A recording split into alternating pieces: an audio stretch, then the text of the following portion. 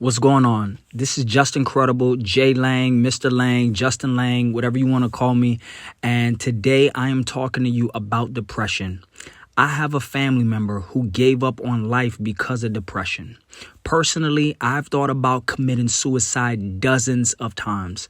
This year has been the most consistent and concentrated bouts that I've ever had in my life with depression. Hands down, no question. The closest time I've ever been this deep into depression was about 9 years ago. This year in particular has been those 9 years ago plus loads and loads of different levels upon crazy mental breakdowns, emotional breakdowns like never before. There have been weeks where I know for a fact that this depression has nothing to do with me. This thing just sits on my head 2 days, 3 days at a time, 1 month, 6 weeks at a time, whatever. I've buried multiple family members in the past 12 months. My wife and I, as soon as we closed on a house, our first house, we took a $30,000 a year pay cut. And that was literally 3 days after my grandmother died. I've had decade-long relationships just end in a matter of seconds. I've been fired, I've been demoted, I've been talked about, I've been lied about, I've been rejected, just ignored by people. I've had supervisors promising me commissions and different benefits, going back on their words. I've had multiple bomb threats at my job, which triggered some past PTSD. Marriage issues, family drama, health challenges, and on top of that, just weeks at a time with just depression and mental breakdowns. I've been trying to help others and comfort them and encourage them and motivate them, but I'm such an empath. And I'm so just sympathetic and empathetic. I sometimes carry and take and hold on to parts of their trauma and parts of their depression for days at a time. I know, I personally know what it's like to not have any energy from day to day. I know what it's like about living with emotional and mental pain that just doesn't seem to go away. I know what it's like to feel weighted, like you can't even pray for yourself. You're at a loss of words. You just don't want to be around people. You can barely focus. Your thoughts are foggy. Your mind is racing. It's just hard to even read emails or just do your job at work. I know what it's like to only have the mental and emotional energy to just go to work, come home, eat, and go straight to the bed. I've gotten dressed, about to go out on a date with my wife, and internally, I was just dreading to walk out that front door. I just wanted to curl up into a ball and just be in silence for hours. I've had one of my best friends, a grown man, call me and say, "Hey, Justin, I need you to come pick up my gun," because all night long I was thinking about pulling the trigger. This is serious. Life is not what we see on TV, what we see online, what we read in magazines, what we post on social media. Like, there are celebrities with money, with fame, with beauty, with amazing physiques and bodies, just healthy children, attractive spouses, successful careers. I mean, they're just respected by their peers. They have a legacy, bright future, and with all of that, they're still blowing their brains out. They're still ending their lives. So it's not about what we can see on the outside that's influencing them to do the things that they're doing. It's got to be something inside. We got to talk about it. People just can't be suffering in silence, y'all. We got to talk about this and start healing to start overcoming it. And one thing that I realized about depression and suicidal thoughts is that it's not an instant thing. You just don't, one thing doesn't happen and then the very next second you're about to jump off a rooftop. You just don't get a call that you got laid off from your job or someone close to you just died just while you're playing video games, and then you just slit your wrist right then and there the very next second. It's multiple things that creep up on you at the same time, slowly and consistently. It's this here one day, this here the next day, this here the following day, this the next day, then the following day. It's like a web. So in order to get out of it, you got to think about fighting this thing. It's not like a boxing match where you're just trying to KO out, you're trying to knock out depression, like a KO, like in the first round. You got to see this as like a 15-round MMA fight where there's like no rules. You can pick up your shoes. You can hit them with your shoe. You can bite them. You just got to hold down and put this sucker in a freaking rear naked choke or a guillotine and just hold on for hours until he gives up. That's the type of way that you combat depression. It doesn't happen overnight. It happens over a course of time. So you have to, little by little, day by day, time after time, you have to combat it, and you have to just outlast it. Now, I don't have all of the answers. Everyone's situation and everyone's healing process isn't the same, but I do know that these are things that help me get out of the most nastiest fights with depression. I'm only trying to help you. If you know someone else who's struggling with depression or thoughts of suicide, please call a licensed professional. Please call 911 if necessary. Please share this video with anyone if you think that it would help. Or help heal, at least get them out of depression or get depression off their back for at least a day. Number one, recognize what you're thinking about when you feel depressed. Check your thought patterns. Are you thinking about money situations? Are you thinking about a person, a specific relationship? Are you thinking about a church, a job, or a problem that you're having with your kids, a health issue? Check the patterns in your thoughts. And also with your patterns, are you thinking about getting certain foods? Are you drinking alcohol? What is the cycle? You need to pick up on the cycle, recognize them. Number two, you need to make sure that you accept what you can and cannot change in each situation. Just like I said, with this web situation where it's coming at you from different angles, it's here and there, it's all over the place like a web. When you're untangling yourself out of this web, what can I control? What can I not control? You have to accept it. Understand what you can and cannot change. And the things that you can change, make an effort, little by little, day after day. I know one time just being in depression and I was literally just talking to God, and I just found out that I care too much in certain situations. Like I hold on to people's drama and people's problems sometimes way too much. And it's almost low key like I'm trying to be their superhero, trying to be their God, and I can't do that. People have to face their own problems just like I got to face my own problems. People can't face my problems for me. So accept what you can and cannot change in each situation. Number three, you need to stay in daily contact with positive, optimistic, supportive, loving family members, friends, coworkers, just people in general.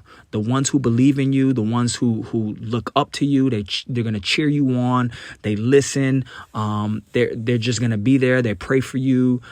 They'll shoot you a how's your day going text. They'll call you. They appreciate you. They just value you for who you are and not what you can do for them. Stay in contact with your day ones, the real ones, the ones that will tell you the truth. When times get hard, they will show up for you 2-3 o'clock in the morning. They don't get missing when you have problems. The ones who believe that you can bounce back from a failed relationship, from being fired, being bullied, the death of a loved one, having health challenges, whatever. You need to stay in daily contact with the ones that can make you laugh, the real ones who just accept who you are. They want to see you reach your highest potential. Like the ones that are hopeful, the ones that are dreamers, believers, stick around them. Even if you don't want to, allow them to reach out to you. Communicate with them every single day, especially when you're in the rough times. Number 4, as best as you can, prioritize your mental, emotional, and physical health above everything else. Now, I know some people, they have full-time jobs, they have kids, they have school, they have other responsibilities that they have to handle, or at least, do that. They have to handle that to stop their problems from getting worse. So after you take care of your kids, after the kids are gone to bed, whatever you got to do, if you have to block certain people on social media, if you have to block people on your phone, if you have to say no to doing this extra project or doing this extra assignment or helping someone else out, you have to, like the pilot says on a plane, you have to put on your mask first before you help someone else.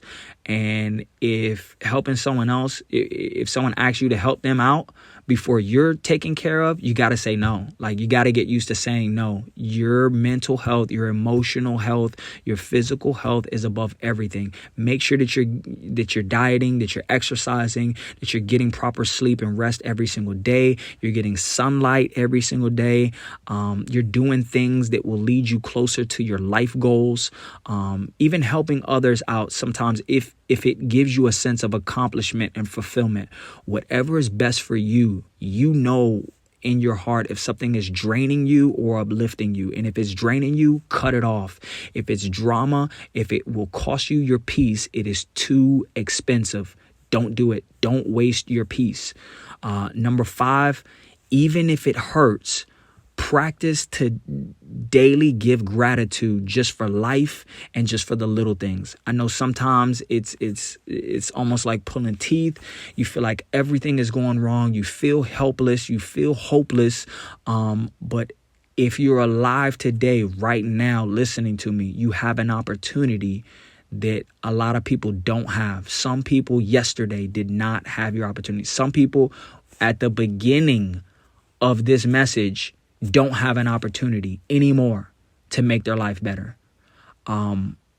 Just be thankful that you can hear, that you have ears, that you can smell, that you can see, that you can touch, that you can walk, that you're able to feel, that you're able to change different things or make decisions, and you have your sanity. Just be thankful for the little things. And as your gratitude begins to increase, your thankfulness begins to increase, you're going to see internally how that changes and shifts your mood. So even if it hurts, even if it's difficult, even if you have to take some real honest time, maybe you just have to say that just one thing every single day. I'm just thankful that I'm alive. God, I just thank you that I'm alive and I can walk. Say that over and over again. Think that over and over again. Throughout time, you'll find more things to be grateful for, and you'll see how your brain will start adjusting to positive, optimistic, thankful thinking as opposed to negative, weighing down thoughts. Number 6, realize if you end your life right now, you will never have a chance to live a better life. If the business failed, if the relationship failed, and you end your life, you will never get another chance to bounce back financially, bounce back career-wise, bounce back into a better relationship, to improve on yourself.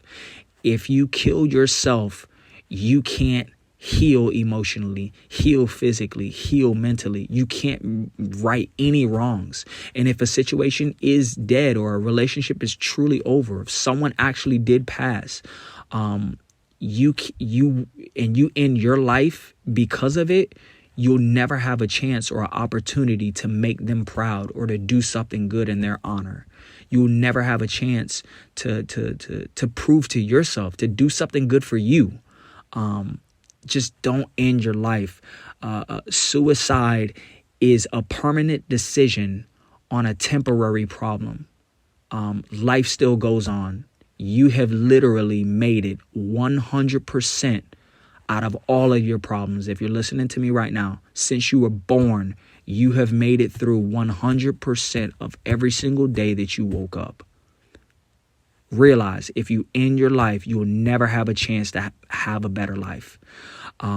Number 7, make sure that you cultivate and invest in the relationship that you have with yourself. You must appreciate yourself. You're going to be with you forever. You can't escape you. You might as well get used to enjoying alone time. You're going to have plenty of time with yourself. Learn to love yourself, accept yourself, make promises and keep them to yourself. Impress yourself, treat yourself, make sure that you're getting massages, that you're getting rest, that you're, buying something for yourself nice every once in a while. Take yourself out, give yourself compliments, work hard for yourself. I know a lot of people who kill themselves at work. Not a good choice of words. They burn themselves out at work. They burn themselves out for volunteering or doing stuff for other people, and they go the extra mile for everyone else but themselves. Work hard on your goals. It's showing you that you love you and you value what you have going on and your agenda. These are huge weapons against depression. Talk to yourself, prep yourself, coach yourself, congratulate yourself, give yourself pep talks, thank yourself, appreciate yourself for having good behavior, having a good attitude, or thinking positively, or changing in a positive way, in a positive direction. Thank yourself for that. Tell yourself, if you're doing something wrong, say, Jay, you are tripping right now. I talk to myself a lot of times when I'm thinking like the craziest thoughts, or if I'm doing something, I'm like, hold up. That's the wrong way to do this. Jay, you're tripping. Now, and then vice versa, when I'm doing something good, I'm like, God dang, that boy, man, you are smart, man. You're amazing. These are powerful things. Number 8, soak in as many uplifting and motivational videos, positive messages as you can. Online, man, there are so many people. Eric Thomas, Anthony Davis, Emmanuel Buson, T.D. Jakes, myself, Justincredible, Manny Scott, Matthew Bennett. I mean, there's so many positive motivational speakers out there, from YouTube to just anything. I mean, all social media you need to subscribe to these type of channels that have motivation for you. Number 9, make sure that you get counseling, get therapy, get mentorship, get intervention, and or get guidance from a licensed professional. You have to break the stigma. I don't care who you are. I don't care what your gender, what your race is, how old you were, what you were taught growing up, what you were taught at home, what your friends online say, what your community says, what your religion says. It doesn't matter. Break that stigma. Your mental health is actually way more important than your actual physical health, because the body always follows the mind. And if for some reason you're paralyzed, you can't move, there's certain things that you can understand and communicate that can get things done while you're not moving at a place at all. Please take care of your mental health. Don't be afraid to reach out. Call a professional. Dial 911 if you have to. There are plenty of licensed mental health therapists. I have a therapist. I go to a therapist on a regular basis.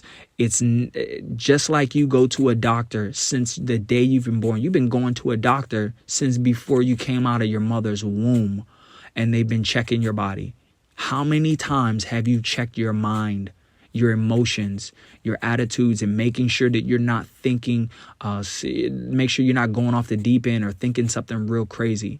You want to make sure that you take care of yourself. You only get one life, man. You only get one self. I just want to make sure that, no matter what's going on, don't give up on yourself.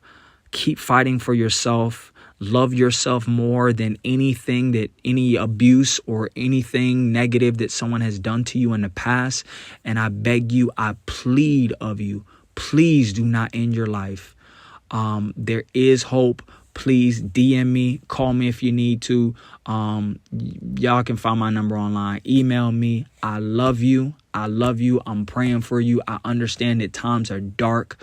Times are real. Real life is not a game.